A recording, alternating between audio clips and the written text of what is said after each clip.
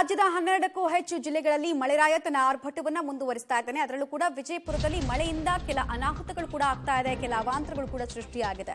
ವಿಜಯಪುರದಲ್ಲಿ ಅಬ್ಬರಿಸಿ ಬೊಬ್ಬಿರಿತಾ ಇದ್ದಾನೆ ಮಳೆರಾಯ. ಮನೆಗಳಿಗೆ ನುಗ್ಗಿದ ಮಳೆ ನೀರು ನಿವಾಸಿಗಳ ಪರದಾಟ ಹೇಳತೀರದಾಗಿತ್ತು. 15ಕ್ಕೂ ಅಧಿಕ ಮನೆಗಳು, ತಗ್ಗು ಪ್ರದೇಶಗಳಲ್ಲಿರುವಂತಹ 15ಕ್ಕೂ ಅಧಿಕ ಮನೆಗಳಿಗೆ ನೀರು ನುಗ್ಗಿದೆ. ಸಿಂದಗಿಯ ಗೋಲಗೇರಿ ಗ್ರಾಮದಲ್ಲಿ ಈ ಘಟನೆ ಆಗಿದೆ. ಮನೆಯೊಳಗೆ ಯಾವ ಪ್ರಮಾಣದಲ್ಲಿ ನೀರು ನಿಂತಿದೆ ಅನ್ನೋದನ್ನ ನೋಡ್ತಾ ಇದ್ದೀರಾ. ನೀರನ್ನ ಹೊರ ಹಾಕೋದಕ್ಕೆ ಪಾಪ ಕುಟುಂಬ ಹರಸಾಹಸವನ್ನೇ ಪಟ್ಟಿದ್ದಾರೆ.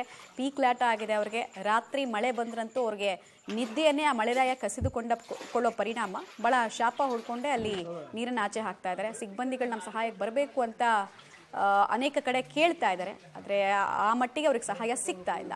ಇನ್ನೊಂದು ಕಡೆಗೆ ಮಳೆ ಸಂಬಂಧಿತ ಅನಾಹುತಗಳು, ಅವಾಂತರಗಳು ಕಂಟಿನ್ಯೂ ಆಗ್ತದೆ ವಿಜಯಪುರ ಭಾಗದಲ್ಲಿ. ಯಾವ ಪ್ರಮಾಣದಲ್ಲಿ ಗಲೀಜ್ ನೀರು ಮನೆಗಳಿರೋ ಪ್ರದೇಶಕ್ಕೆ ನುಗ್ತಾ ಇದೆ ಅನ್ನೋದನ್ನ ಕೂಡ ನೀವು ನೋಡ್ತಾ ಇದ್ದೀರಾ. ತಾಳಿಕೋಟೆ ಹೊರಭಾಗದಲ್ಲೂ ಕೂಡ ವಿಪರೀತವಾಗಿ ಮಳೆ ಆಗ್ತಾ ಇದೆ. ಪರಿಣಾಮ ಡೋಣಿ ನದಿಗೆ ಕಟ್ಟಿರುವಂತಹ ಸೇತುವೆ ಏನಿದೆ ಅದು ಜಲಾವೃತ ಆಗಿದೆ. ಜಲಾವೃತವಾದ ಸೇತುವೆ ಮೇಲೇನೆ ವಾಹನಗಳ ಸಂಚಾರ ಕಂಡು ಬರ್ತಾ ಇದೆ. ಕಳಪೆ ಕಾಮಗಾರಿಯಿಂದ ಶಿಥಿಲಾವಸ್ಥೆಯಲ್ಲಿ ಹೊಸ ಸೇತುವೆ ತಲುಪಿದೆ. ಹೊಸ ಸೇತುವೆ ಒಂದು ಶಿಥಿಲಾವಸ್ಥೆಗೆ ತಲುಪೋದು ಅಂತ ಹೇಳಿದ್ರೆ ಇನ್ನು ಯಾವ ಗುಣಮಟ್ಟದ ಕಾಮಗಾರಿಯನ್ನು ಅಲ್ಲಿ ಮಾಡಿರ್ತಾರೆ ಅನ್ನೋದನ್ನ ನಾವು ಅಂದಾಜು ಮಾಡ್ಕೊಳ್ಬೋದು. ನೋಡ್ತಾ ಇದ್ದೀರಾ, ಸೇತುವೆ ಮೇಲೇನೆ ನೀರು ಹರಿತಾ ಇದೆ. ಹೀಗಾಗಿ 2 ವರ್ಷದಿಂದ ಹೊಸ ಸೇತುವೆ ಮೇಲೆ ಸಂಚಾರವನ್ನು ನಿಷೇಧಿಸಲಾಗಿದೆ. ಹೊಸ ಸೇತುವೆ ದುರಸ್ತಿಗಾಗಿ ಸ್ಥಳೀಯರು ಒತ್ತಾಯವನ್ನು ಮಾಡ್ತಾ ಇದ್ದಾರೆ. ಬಟ್ ಆಲ್ಟರ್ನೇಟಿವ್ ವ್ಯವಸ್ಥೆಯನ್ನು ಜಿಲ್ಲಾಡಳಿತ ಮಾಡಿಲ್ಲ. ಮಳೆಗಾಲ ಬಂದಿದೆ, ನೈಋತ್ಯ ಮಾನ್ಸೂನ್ ಆರ್ಭಟ ಜೋರಾಗ್ತಾ ಇದೆ. ಅಲ್ಲಿದ್ದಂತಹ ಒಂದೇ ಒಂದು ಸೇತುವೆ ಮೇಲೆ ಕೂಡ ನೀರು ಹರಿತಾ ಇದೆ. ಯಾವುದೇ ಸಂದರ್ಭದಲ್ಲೂ ಸೇತುವೆ ಮೇಲೆ ವಾಹನಗಳು ಸಂಚಾರ ಮಾಡೋದಕ್ಕೆ ಯೋಗ್ಯವಾಗಿ ಉಳಿಯೋದಿಲ್ಲ. ಡೀಟೇಲ್ಸ್ ಕೊಡ್ತಾರೆ ಪುರುಷೋತ್ತಮ್. ವಿಜಯಪುರದ ಯಾವ ಭಾಗದಲ್ಲಿ ಹಾಗಾದ್ರೆ ಅತಿ ಹೆಚ್ಚು ಹಾನಿ ಆಗಿರೋದು, ಜೊತೆಗೆ ನಷ್ಟದ ಅಂದಾಜು ಏನ್ ಸಿಗ್ತಾ ಇದೆ, ಹಾಗೂ ಸೇತುವೆಗಳ ವಿಚಾರದಲ್ಲಿ ಯಾಕೆ ಇಷ್ಟೊಂದು ನಿರ್ಲಕ್ಷ್ಯ ಅಂತ?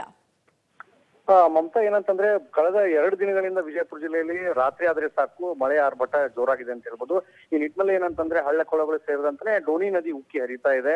ಇನ್ನು ತಾಳಿಕೋಟೆ ಏನ್ ಬರ್ತದೆ ಅಂದ್ರೆ ವಿಜಯಪುರ ಜಿಲ್ಲೆ ಬರುವಂತ ತಾಳಿಕೋಟೆ ಪ್ರಮುಖವಾಗಿ ಏನು ಅಂತಂದ್ರೆ ವಿಜಯಪುರದಿಂದ ಯಾದಗಿರಿ ಮತ್ತು ರಾಯಚೂರಿಗೆ ಸಂಪರ್ಕ ಮಾಡುವಂತ ಒಂದು ಮಾರ್ಗ ಆಗಿದೆ. ಅಲ್ಲಿ ಏನೋ ಒಂದು ಸೇತುವೆ ಇದೆ. ಆ ಸೇತುವೆ ಈಗ ಸಂಪೂರ್ಣವಾಗಿ ಅಂದ್ರೆ ಹಳೆ ಸೇತುವೆ ಒಂದಿದೆ, ಇನ್ನೊಂದು ಹೊಸ ಒಂದು ಮೇಲ್ಸೇತುವೆ ಕೂಡ ನಿರ್ಮಾಣ ಮಾಡಿದ್ದಾರೆ. ಆದ್ರೆ ಮೇಲ್ಸೇತುವೆ ಏನೋ ಒಂದು ಅದು ಸರಿಯಾಗಿ ಆಗಿಲ್ಲ ಅನ್ನೋ ಕಾರಣಕ್ಕಾಗಿ ಏನಾಗಿದೆ ಅಂತಂದ್ರೆ ಅಲ್ಲಿ ಕೆಳಗಡೆ ಸೇತುವೆ ಏನಿದೆ ಆ ಸೇತುವೆ ಮೇಲೆ ಜನರು ಓಡಾಟ ನಡೆಸ್ತಾ ಇದ್ದಾರೆ. ಆದ್ರೆ ಡೋಣಿ ನದಿ ಏನು ಉಕ್ಕಿ ಹರಿತಾ ಇದೆ, ಇದರ ಹಿನ್ನೆಲೆಯಲ್ಲಿ ಸಂಪೂರ್ಣವಾಗಿ ಜಲಾವೃತಗೊಂಡಿದೆ ಆ ಸೇತುವೆ ಮೇಲೇ ಸಂಚಾರ ಅಪಾಯದಲ್ಲೇ ಜನರು ಕೂಡ ಓಡಾಡ್ತಾ ಇದ್ದಾರೆ. ಈ ಒಂದ್ ನಿಟ್ಟಿನಲ್ಲಿ ಏನಂತಂದ್ರೆ ಏನು ಒಂದು ಸೇತುವೆ ಮಾಡಿದ್ದು ಹೊಸ ಸೇತುವೆನ ಅದನ್ನ ಸರಿ ಮಾಡಬೇಕು, ಸರಿಯಾದ ಕಳಪೆ ಕಾಮಗಾರಿ ಆಗಿದೆ ಅನ್ನೋ ಕೂಡ ಒಂದು ಆರೋಪ ಆಗಿದೆ.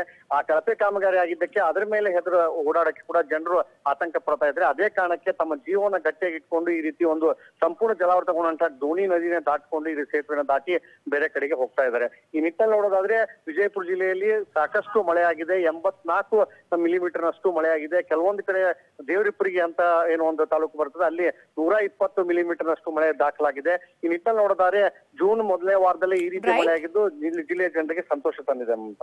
ಧನ್ಯವಾದ ಪುರುಷೋತ್ತಮ್ ತಮ್ಮೆಲ್ಲ ಮಾಹಿತಿಗಾಗಿ.